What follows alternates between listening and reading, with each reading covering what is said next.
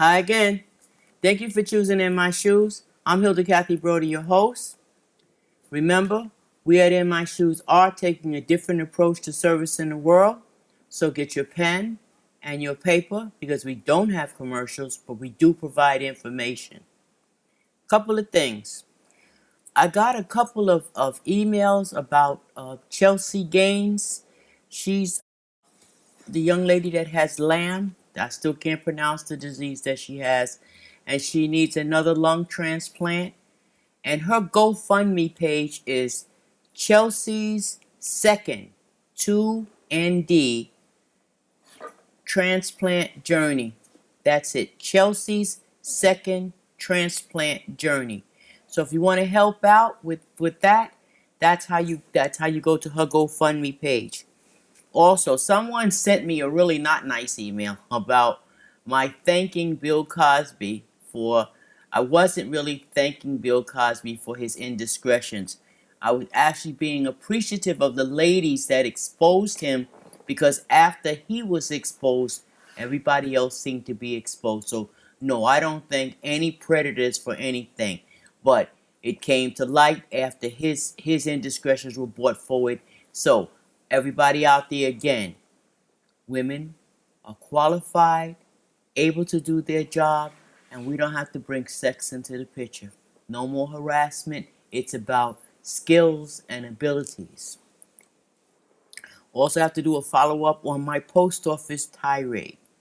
Yes, I was very upset because they didn't deliver my package, but I did mean to thank the postmaster and Miss Santos at the Williamsbridge station for actually responding. So I did get my package, and there is a system in place. So if you have a problem, you can contact the postmaster and you can contact your local station, and they do try to address it. So I do say thank you, but to the carrier I say shame on you for not delivering my package and lying about it.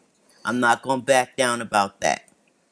Okay, also we were talking something about uh, our president now and things that are being cut. And for years I've been saying that the vocational rehabilitation program is going to be cut. Well, hello, the time has come. So if you have a disability and you think you are eligible for Access VR services, I would run, don't walk, run to the nearest office because those funds are going to be cut pretty soon because haven't been able to demonstrate any successes. The amount of money that's put in is not the amount of money that they're getting out in taxes. So they're saying we're looking at these programs and we're saying if there's no benefit to the coffers of this country, and the benefit would be people with disabilities are paying taxes because we're making decent salaries. And for the most part, people with disabilities have been pushed toward inferior underemployment, and we're not satisfied with that either. And I say again, if you don't have somebody with the disability at the top watching, people are filling their coffers and they're heck with us. So I'm not saying that they should cut it, but I think that they should watch it more carefully and stop giving agencies millions and millions of dollars while your disabled people make minimum wage. I also have to give a shout out to my dear friend Kenneth Thomas Smith. He's in the hospital, has been there since November 26th, and he's in our prayers. We're praying for him and his lovely wife Lila, who had my old phone number, so when she texted me a couple of weeks ago, I never got the text. But Kenny, get better. We're praying for you. Remember, when bad things happen to you, we try not to dwell on the bad things. We look for the upside in everything. And we're trying to tell our community, we need to stop the violence. We need to find things for our young people to do.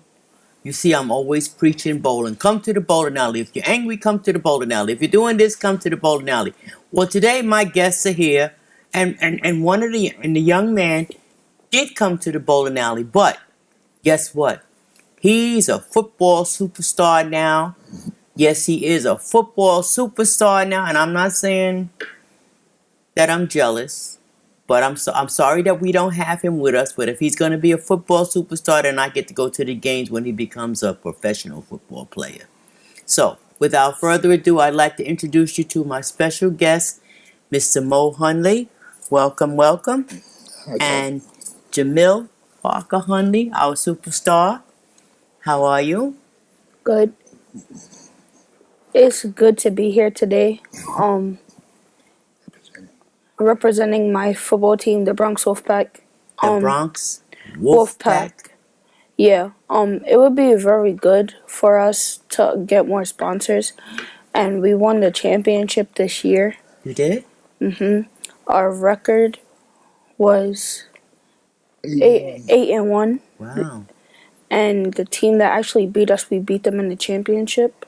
Okay. And we didn't have the funds to go to Florida and go to the championship out there because we didn't have enough sponsors.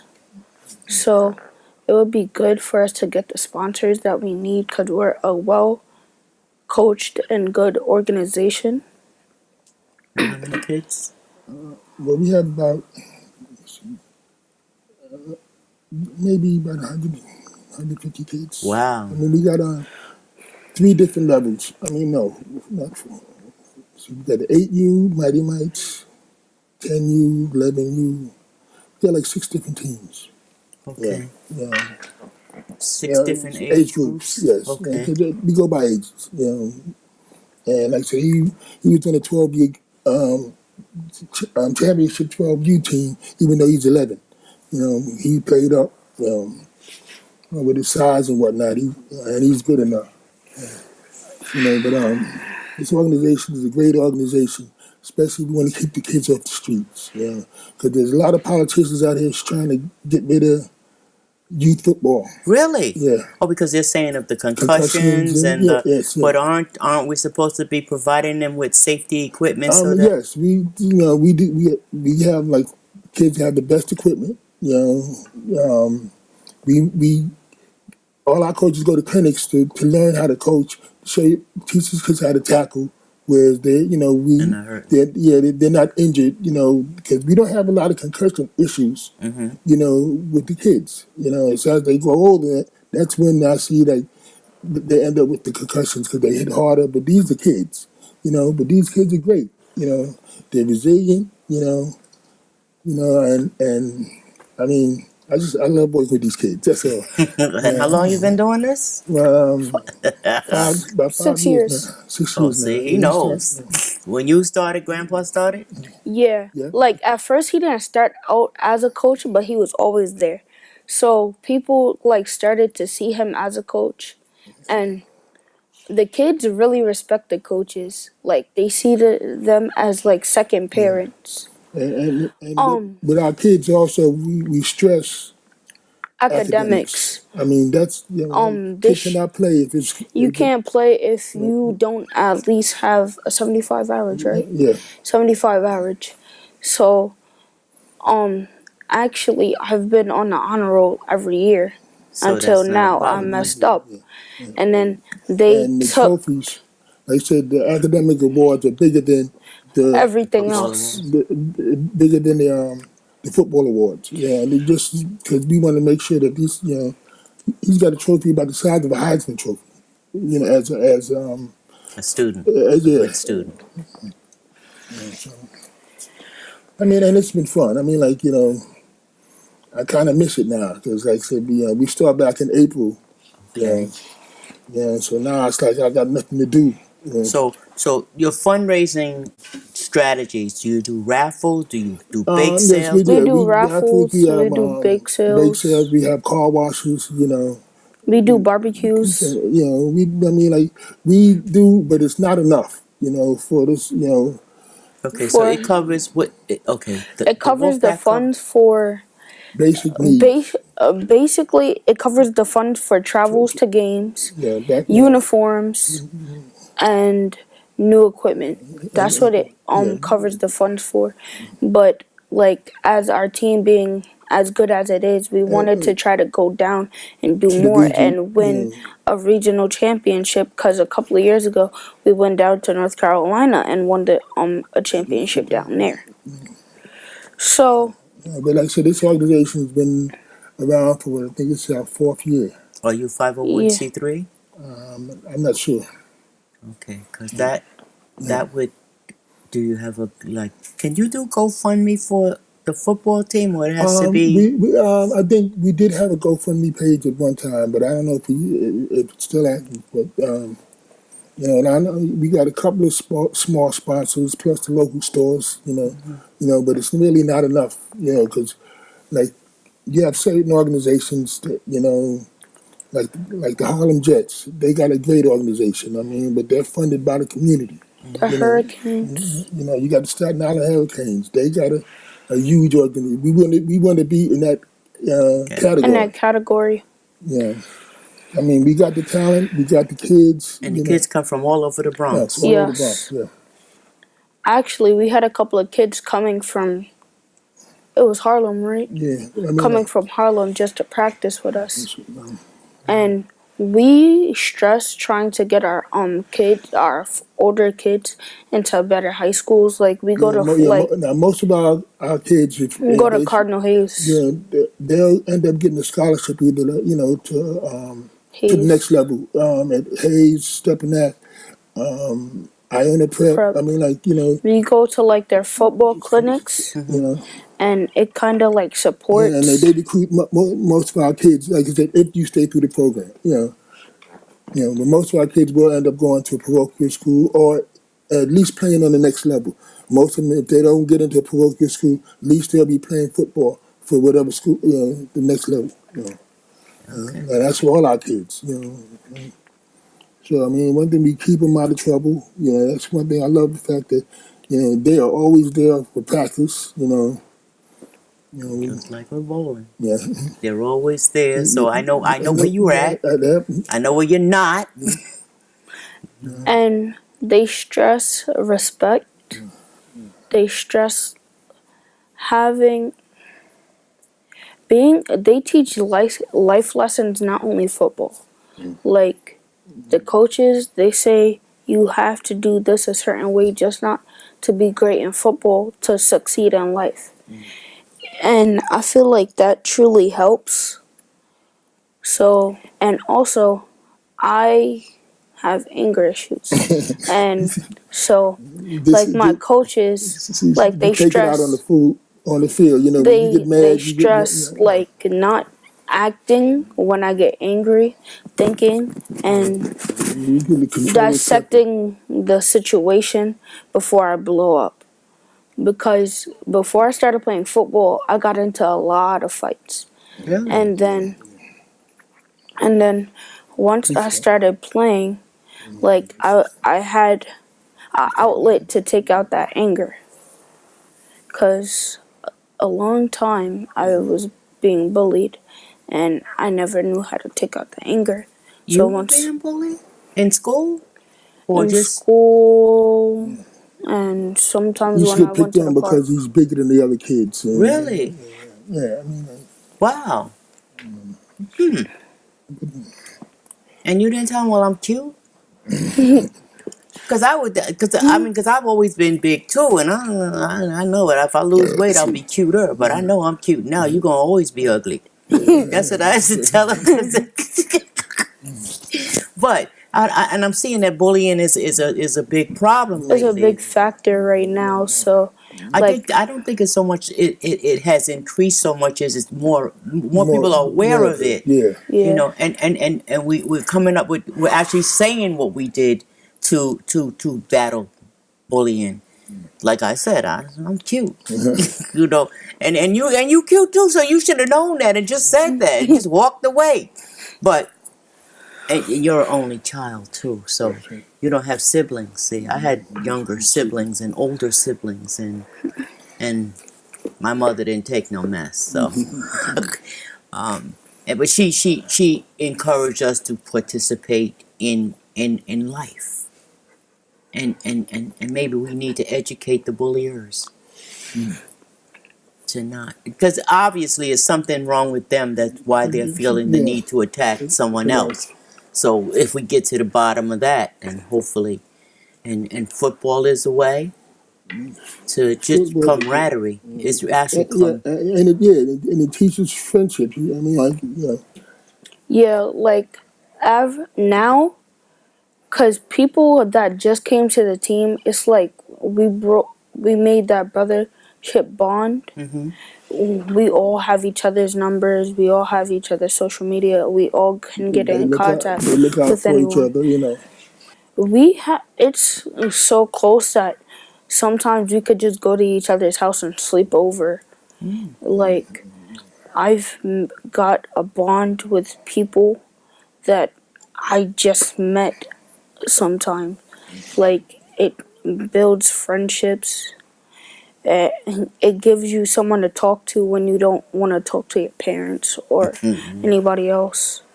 So, yeah, football is a good escape when you just need to get your mind off of something else, and You don't have to think about anything but your task on the field, which is keeping you focused, which helps you to focus on other things too. Because if you can stay that focused on that task, then you kind of build that skill for other things in life as well. And it keeps you healthy.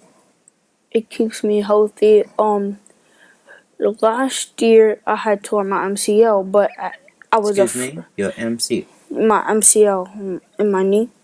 So I was afraid at first to get back on the field. I thought I didn't want to hurt it again. But then the coach is like, you're good enough and you're okay, so you could do it still. So I went out there and then I dominated this season. Oh, really? Playing with older kids. I had one player that helped me, number 23. Zion, what's his last name? Robertson. Zion Robertson. He's the fullback of the team. And you're the... I play offensive line and I play tight end and defensive end, but sometimes fullback. Like, I play all over the place. Wow. I could play middle linebacker. Yeah, he's my mentor. He's the person, because when I first started playing, I was skinnier than everybody. I was tall and I was skinny. But I still had that anger aspect, so I went out and just hit people. But my first year, I didn't really understand what I was doing. So he's the person who kind of took me under his wing and taught me how to play. He is 12, about 5'9". Really? Yeah, he's tall. Wow. And he's brolic. Excuse me, he's brolic? Yes. He has a six-pack, abs. He's 12? Yeah, I don't know what they feed these kids nowadays. But these kids, like I said, I'm 5'7". I mean, yeah. He's big. Everybody's toned. He's toned. He's toned. And so do y'all have a special diet that you eat to get toned, or you just... We just work out. Work out. Like, some of them have trainers. Have personal trainers. And, some of the kids... 12. Hey, I'm about to get him one. Yeah, I'm trying to lose a couple of pounds. Because what happens is during the off seasons, he puts on a lot of weight. And I don't want to say, even though he's young, I don't want it's hard to... It's fat and flab and not puff. Yeah, I want him... Muscles. Muscle, Okay, that sounds like a plan, but that's... Where would you do this? In a gym? Gym, yeah. Yeah. Oh, okay. The Bronx Wolfpack organization is built around family. We do activities. Yeah. We do a barbecue. We do 3 barbecues a year, basically. But we do everything together. We do a 4th of July barbecue. Everybody shows up. We do car wash and fish fry. Yes, yeah. So during our home games, we have our own concessions. Yeah, we got concession stands. He's always cooking. Yeah, but that's, Everybody on the team calls him Uncle Mo. Yeah. Not everybody, but most people. I don't know what else to say about this organization. I mean, the coaches are great, like Coach Rob, Brody, Coach Trevor, Chris. Chris. I mean, these guys. These guys They're are great dedicated. guys. You know, They show up to your school. They're about the kids. You know, like you said, if you got a problem in school, they'll show up and say, find out what's going on. You know, we not just go. You know, we're not just there football. on Saturdays or football. You're there for the duration and for the all encumbering. Yeah.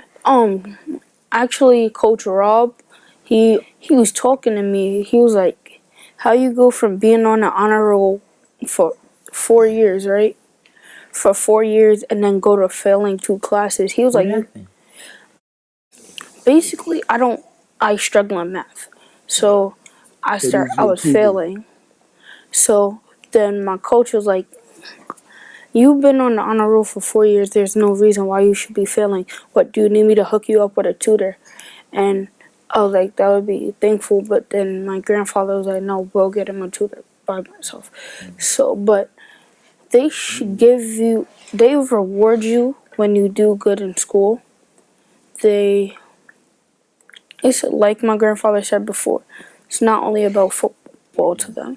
It's about how you behave at home, how you behave in school, how your grades are. Like, they always make sure you're out of trouble. I mean, we had one kid that joined the organization. One kid joined the organization after, he got caught stealing. Yeah, I mean, like, we were in Soundview Park. Police caught him stealing one of our kids' sneakers, you know, the cop brought him over there, no, I'm not going to send no little kid, we weren't going to send him to jail, So we told the kid, we talked to the kid, said, listen, come back here next week, and we're going to put you want to be part of this team, and the kid came back, he loved all, his parents came, he talked to his parents, the kid is now part of the organization, and he likes it, his family's happy. So reining them in instead of making them an inmate. Yeah. Because that's tend to what they say. They call the police all the time, and sometimes we just need to embrace. Yeah. We want to embrace our kids because this is our future. And if we throwing everybody in jail, then who's gonna give us our meds? So we just said, and the Bring kid them in. And come on, let us give you some of this goodness too. This kid finally, he's part of something, Because that's the whole thing. It's when we were coming up, because I'm only a year older than you, that we did have access to a whole lot more. Yeah. And it seemed that we were poor, but we had more options. We had after school programs, we had community centers, we had, nowadays, all we do is sit up in the house and play video games. Do you know that now community centers aren't allowed to have dances? Really? Because of the gang activity, because of the fighting, we can't, everybody's got weapons. You don't want to have a dance unless people out there fighting and shooting. So the community centers won't they'll let you have a get together. You know what I mean? But there's no dances like you can have a show or something like that. But there's no more dances in community centers. I mean, we had many scenes. We dancing every. Nope, none of that's no more. Taking away the options. And so what do these kids have to do now? Just hang out in the street. And they can't hang out in the street because if you're on the corner, you going somewhere where you don't belong. Yeah. And that's what they're saying because they just had somebody on that just robbed somebody for $200, armed robbery for $200. Dude, in 20 years, that's like $10 a year. Yeah. And we have to have our children focus on the fact that you're worth more than $10 a year. You may be worth $12. You don't want to just give away your life when we have our resources. You are our resources, and we want to. You gotta give them something to do. That's like why. They say, idle minds. You don't want that. Devil's Workshop, and there's so much going on now. They pull you in that direction. Exactly. I mean, they even got the terrorists in jail trying to recruit more terrorists. Help me. When we're going to recruit our kids out of high school. We're trying to do a voter registration drive now with our young people. Maybe that's a way you can raise funds though. By the number of people your youth get registered, maybe we can get somebody to offset that. For every person you register, we give you $1. We give you $1, and we want them to register. We would like for them to vote, and I don't really care what party you vote, as long as you vote. as long as you participate, so that people know you can be counted. Maybe that's the way to do it, because I kept saying the problems that we're having in politics now are our problems, because we allowed what's happening in politics to happen. We didn't exercise our right. I'm not saying it because I vote. I vote, and I know that you vote, and I know I'm preaching to the choir. But we have to go after our neighbors, because I actually shamed one of my neighbors, and I said, "You don't vote? Then how can you say anything about anything if you're not saying, if you don't do what I need you to do, I ain't voting for you next time. I'm not going to vote for you next time." And I look at my street, how they put all these inches in the street and didn't fix them. And I know why, because nobody voted. So if we're not fully participating and getting the young people involved now, so you're going to have lifelong friends from your football experience, and then you have your mentors with your coaches, and that's a, how do we expand that? How do we expand that? Like I'm saying, I want a bowling academy. We're looking at places now. We just need the funds. How long have you heard me say I need funds for my bowling academy? I'd like my bowling academy. We have the largest number of coaches in the world, and we have no place to do it. Years. Since I was growing up. Since before you were born, sweetie. Oh. Well, when Tika was bowling. When your mom was bowling. When your mother was in high school.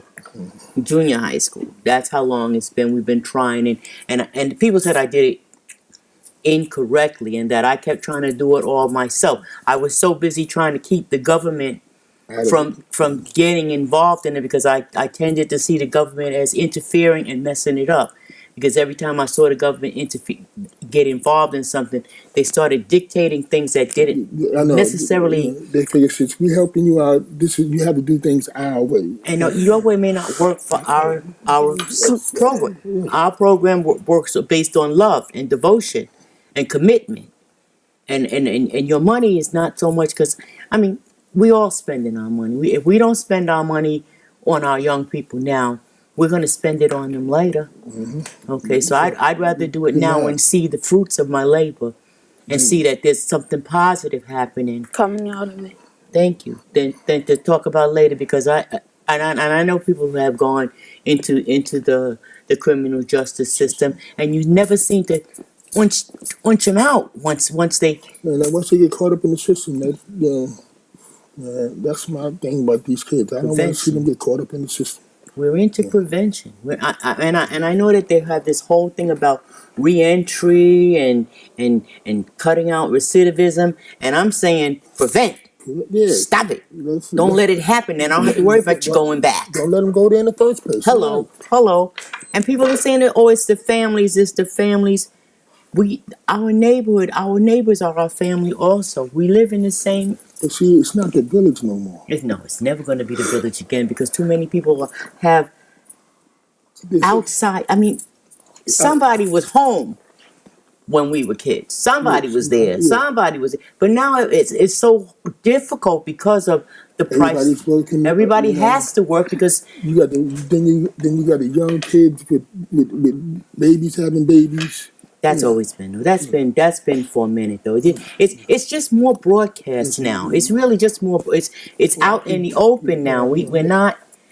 But it's not. It's the same. It has always been youth pregnancies and all of that. But we're not nipping it in the bud, showing people that there is another way, and we don't have to. A lot of people on it, they don't want to take the time.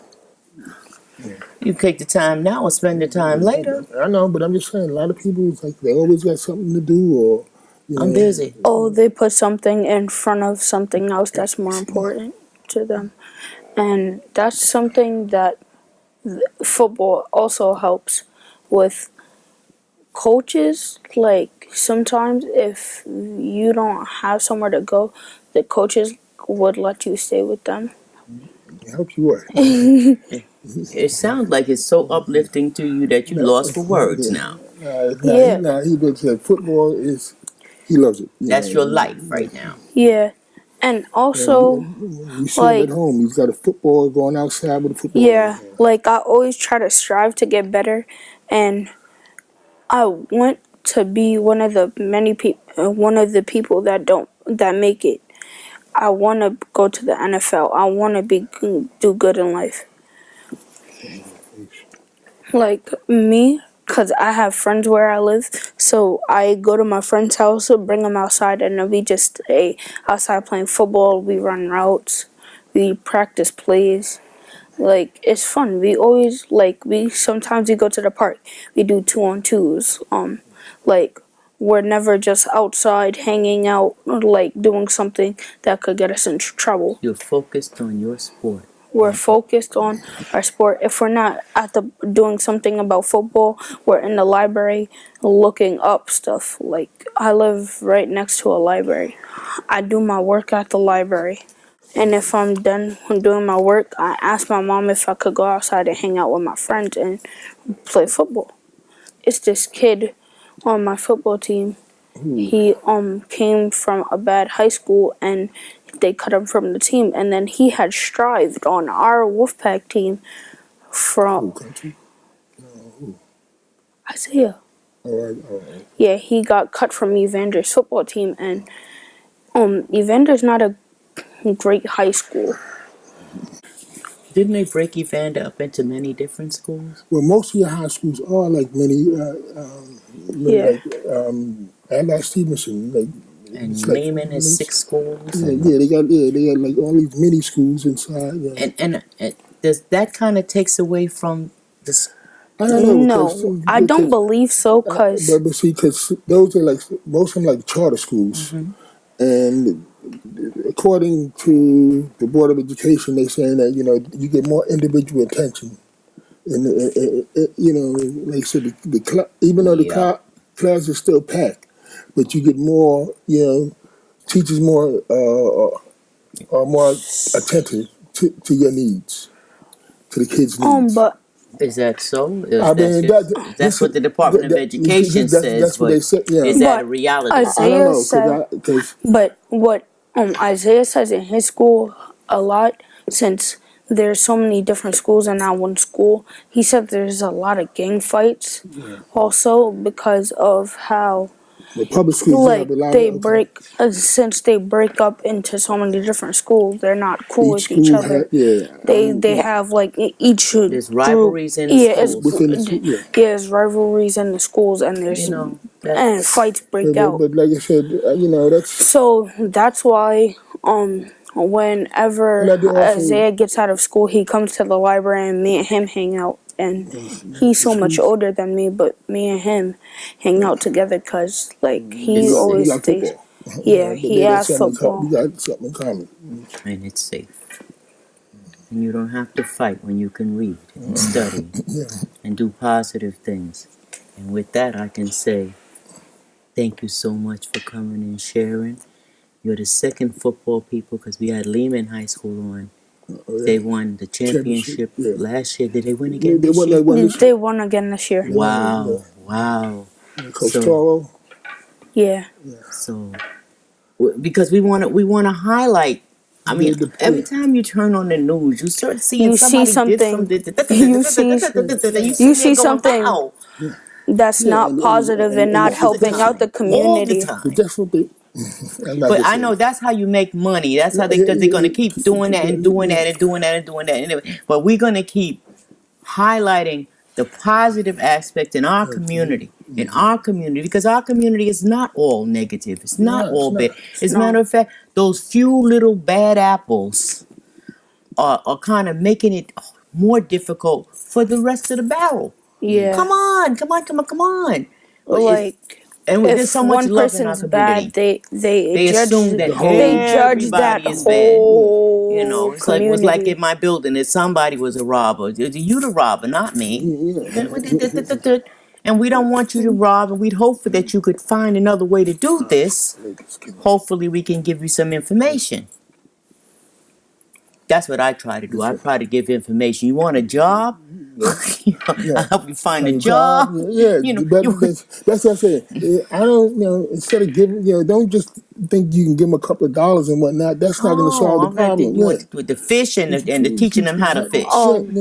That's what we would. That's how we were raised. Jeepa, you know the store near PSMG6? Yeah. So there was this kid who robbed the store, and then they caught him on tape, and then they was like, okay, I'm not gonna put you in trouble because I know you're struggling and stuff. So they gave him a job there, and then he worked there for a couple of months, and then he he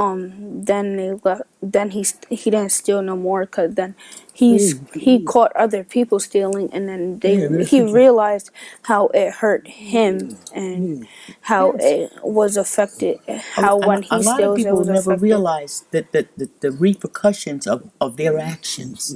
It's unfortunate. Cause and effect, So that's what we're trying to do. We're trying to keep putting positive out there. Keep putting that positive out there, and maybe y'all will be contagious. Yeah. Okay, so I'm going to thank you. It's been a pleasure, as always. Thank you, Jamil. And I miss you. Okay. I don't cook anymore. I don't hang out. I don't even go in the kitchen. Okay, and to my audience, I want to thank you for choosing In My Shoes. I'm Hilda Kathy Brody, your host. Come on, we're going to keep highlighting the positive in our community because it's more positive there than negative. And these people, the Bronx Wolfpack, needs some help. So where can they contact you? BronxWolfpack.com. BronxWolfpack.com. www.bronxwolfpack.com. www.bronxwolfpack.com. We have a Facebook page. And they have a Facebook page. Bronx Wolfpack. We have an Instagram page, Bronx Wolfpack, and I believe I have a Twitter, right? What? A Twitter. Oh, Twitter? I'm not sure about you tweet? Twitter. I don't tweet. But we definitely do have a Facebook page and an Instagram page. Okay, so they can contact you that way, and you have a GoFundMe as well, or you're not sure I'm about not sure that? about that. Okay, but you can contact them and help them out because just like I say, a different approach needs help. Bronx Wolfpack needs help as well. So be well. See you next week.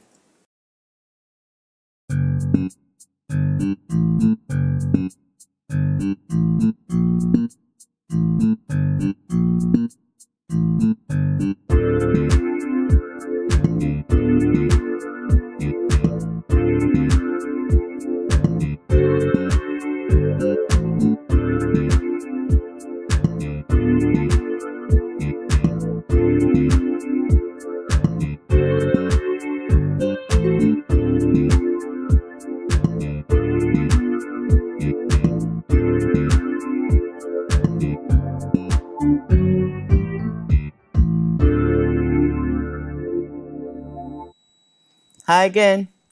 Thank you for choosing In My Shoes. I'm Hilda Kathy Brody, your host. It's been a minute. I have a few updates for you. First, I like to speak on media coverage that is so biased.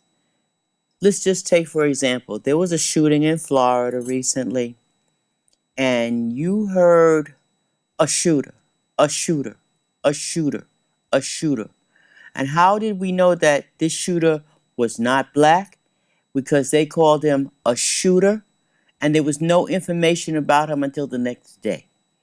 Okay, if he had been black, his whole life history would have been aired immediately upon, probably after he pulled the first trigger. So we would like to ask the media to not be biased. If you're going to report the crimes of everybody, report them with equality. Thank you very much. We are in a time when everybody is having all these protest rallies. The churches are, the schools are now. And I think that it is a wonderful, a perfect opportunity to register people to vote. So if you have 10,000 people at a rally and you register 10,000 people, and you give them an extra registration form so they can go home and register their wives. Okay, the schools also. You have 17-year-olds who are going to be 18 by the time it's time to vote in November. Register your students, the guidance counselors. There are no guidance counselors in the schools, I'm finding out. Somebody in the school should be helping the students to understand that it's not only important to register to vote, and they should do that, but then they need to actually go out to the polling places in November and vote. We are having some difficulty with the people who are in power. And it's been that way for the past 8 years or more. Definitely the past 8 years, because whatever President Obama said, everybody else said no. So hardly anything got done. I was really surprised about the health care. And you see what they're doing with the health care now. It's not being tweaked, it's being erased. So everybody, remember, we have to vote. Vote, vote, vote, vote, vote. We are at war. They came out with a poverty study, and it was done in the 80s. And guess what? African American people are worse off now than they were back in the 80s, because they were saying it was going to be separate, really poor people and really rich people, and it's balancing out now. So we still down here in the sewer, and the rich people are still up here, and the tax cuts now are for the rich people, because they said middle class, but nobody defined who the middle class was. I know it's not me. Okay. I also have to give an update on the Social Security Administration. When last I spoke about the Social Security Administration, it was at the 1029 East 161st Street office. But now I want to talk about the Social Security Administration office at 3247 Laconia Avenue. Okay, clients are forced to line up in the cold. These people are disabled and senior citizens. Okay, because it appears that there's some mandatory recertification appointment time to everybody. They send everybody a letter, and people arrive between 8:45 and 9 to get there. And we were seen at we arrived between 8:45 and 9 for a 9 o'clock appointment, and we were seen at 11:55 and out by 12:20. If you give everybody coming in for recertification the same appointment time, is that being fair to the clientele? Because they have nothing better to do than to sit and wait. Okay, the excuse that we were given was, we are understaffed. So if the Social Security Administration is understaffed, please staff them so that you don't treat your disabled citizens and your senior citizens. I think it's disrespectful. If I have a 9 o'clock appointment, I expect to at least be seen by 9:15, 9:30. 11:55, almost 12 o'clock, it was almost time for lunch. And what we were afraid of was they were going to stop for lunch and then call us back, because that's what happens at the motor vehicles. Used to. I'm told that they're making changes now, so I'm hoping that perhaps it's not going to be the case. Also, did you know that Bronxites cannot get Social Security cards at their local offices? I went to the website because I wanted to get a replacement card, and it sent me to my local office because you can't get it online. Okay, well, how about there's only one place in the Bronx where you can get your Social Security card, the duplicate of your Social Security card, and that's at 820 Grand Concourse between East 158th Street and East 159th Street. Okay. So don't waste your time going to any of your local offices, because that's the only place that you can get it. Now, I have a difficulty with the fact that the governor, I don't know if it's the governor or the mayor, I don't know who's trying to put the tolls. I think it's the governor, put tolls in Manhattan. Okay, so I was really upset about it. So I wrote to almost everybody that I could think of: the governor, the mayor, the city council, And I wrote this. We need to be proactive instead of being victimized. I'm talking about people with disabilities. Okay. Our incomes are limited, and it is not fair that our state, New York State, is in effect trying to exclude disabled citizens from the city where we pay taxes already. I'm a disabled New Yorker. Please make certain that there's some provision in this plan that allows disabled New York citizens to access the city without paying, because the subway system is not accessible. I live at the last stop on the number 4 train, Woodlawn, and I use a walker. The station is totally inaccessible. They took money that they had, well, I guess they had it just to fix up the break room for the staff. But the Americans with Disabilities Act was passed in July 26, 1990. It is now 2018. The subways are not accessible. Okay, so until the stations are accessible and the mess that they call Accessoride, which is extremely unreliable, is fixed, then once the system is upgraded, once that transportation system is upgraded to include people for real, to include all people for real, and I shouldn't even just say disabled people, because mothers with mothers with carriages, strollers, I'm seeing them carry stuff too. This is just not fair. It's not accessible. We're not asking for special treatment. We're asking you to give us our rights as people, as citizens, as tax-paying citizens. Let me on the trains and make sure that the elevators are actually working. I told you the last time I took the train to Bowling Green, and you pressed for the elevator and it never came. And I was told when I got on the phone, someone will be there, and no one ever came. So if this is going to be the attitude of the city, then you better not start taxing us. Okay, so I said, once the transportation system is upgraded to and include disabled passengers for real, a toll can be considered. Please make it better for all of us. ADA passed in 1990. I hope this occurs in my lifetime. If this toll is already a done deal, which is what I'm feeling, this is a viable solution for disabled people that shouldn't cost to implement. Put a chip in the New York City on-street parking permit, or exempt disabled people from tolls in the Easy Pass, or whatever ambulance or emergency vehicles will be using. And this way, we're not going to get stuck in that. We're taking what your benefits, your pensions, because don't tell me to take the train and then tell me to climb the stairs too. That's just not it. Okay, so I got a response from Transit, because I sent it to Transit too, and they say, "Dear Miss Brody,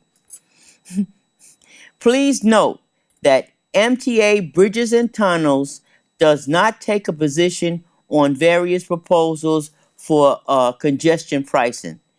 If that is what you are referring to, nor is our agency involved in any kind of authorizing position to enact such a policy. Thank you." So they're saying, we passing the buck. You need to find somebody who's in charge to make this viable for us, because we need solutions. I wrote to Schumer, Gillibrand, Cuomo, the city council people, and I did get a call from Richie Torres' office with someone who is also disabled and subjected to the accessoride problem. And guess what? He agrees with me that there's a dire need for improvement. Okay, I understand that people agree, because all you got to do is look around and know that you need to be agreeing, because they haven't fixed anything. But we really need solutions. Fix it, fix it, fix it. Now, I also needed to address the war in Mexico.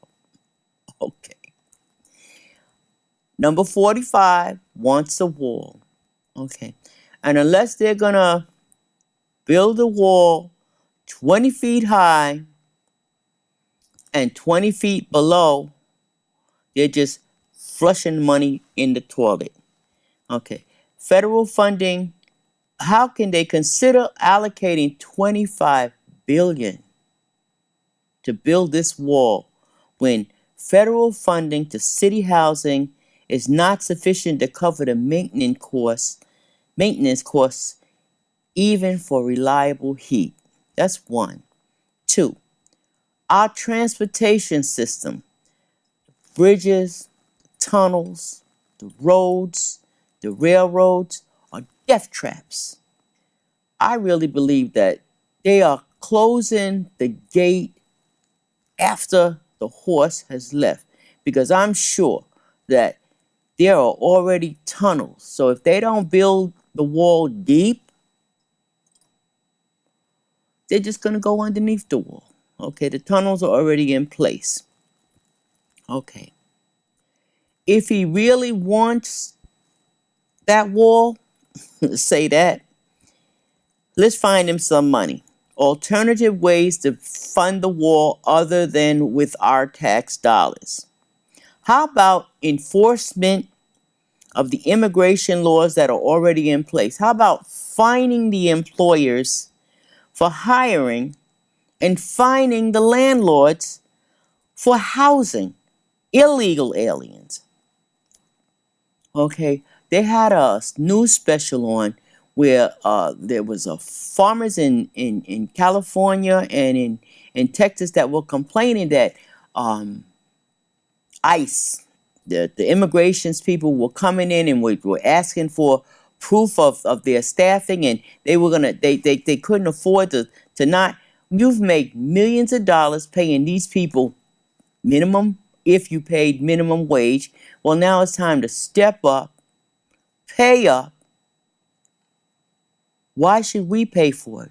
This is that system that they're talking about where everybody is either very, very, very poor or really rich, and they don't really give two cents about poor people.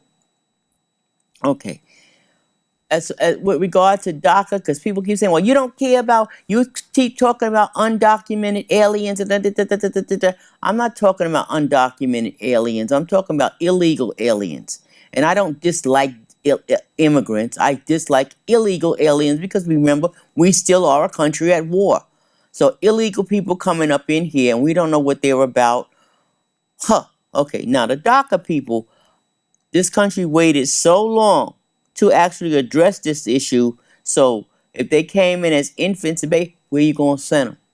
So something has to be done for the children that were brought here by their parents. But the crooks, you break the law, send them back. You find out that people are illegal, send them back. Come back the right way. We keep saying we have laws. If you don't like the immigration laws, then you get some people registered, you vote, and you change the laws. You don't encourage people to break our laws. I'm having a lot of problems with this whole, we're gonna let this one stay and no. Everybody out that don't belong here. But by so long, take it easy, come back the right way, because I want to know where you came from. I want to know what's on your mind, and we have to have proof. And I'm going to keep on saying it, too. I'm going to keep on saying it, because this is the one thing that number 45 has gotten right, even though he don't even have to call them illegal alien. He's gone back undocumented alien residents. Okay. And I want to thank you for choosing In My Shoes. See you next week. Be well.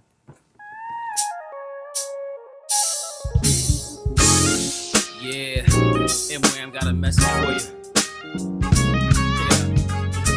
I've been less offended by the boxers or the saggy pants in our community. I got a song for you. Check it out. Here we go. Come on. Pull your pants up. Pull your pants up. Pull your pants up. Pull your pants up. Pull your pants up. Pull your pants up. Yeah. It's the new style. Come on, Colette, talk to me. See, Mr. Harris, sagging jeans is an epidemic. That's right. One that I've never been a fan of. And I can't stand how these young men, they sagging, they dragging. Come on, pull your pants up. And I know us girls, we in the wrong for not putting these fellas on. You got the power. But I'm offended by boxers, and I think that we all should be. You feel me? Help me. Pull your pants up, pull your pants up. Pull your pants up, pull your pants up. Pull your pants up, pull your pants up. Why? It's the new style. Pull your pants up, pull your pants up. Yeah. Pull your pants up, pull your pants up. Pull your pants up, pull your pants up. It'll make your mama proud. Here we go. We living in a world affected by an epidemic. Sagging jeans and sweatpants is how my limits. Need to set the example to make the future right. So hey, our message when we hit you with the chance. Pull your pants up, pull your pants up. Pull your pants up, pull your pants up. Pull your pants up, pull your pants up. It's the new style. Pull your pants up, pull your pants up. Pull your pants up, pull your pants up. Pull your pants up, pull your pants up. It'll make your mama proud. I know you heard your belt say. You know your belt was talking to you this morning. Said, come on, just take me with you. I just want to help you all day keep your pants up. I just want to throw myself around you and hang out with you all day long. But you know what? You didn't listen. So now we don't have to tell you this. Come on, say it. Pull your pants up, pull your pants up. Pull your pants up, pull your pants up. Pull your pants up, pull your pants up. It's the new style. Pull your pants up, pull your pants up. Pull your pants up, pull your pants up. Pull your pants up, pull your pants up. It'll make your mama proud. Oh, nice.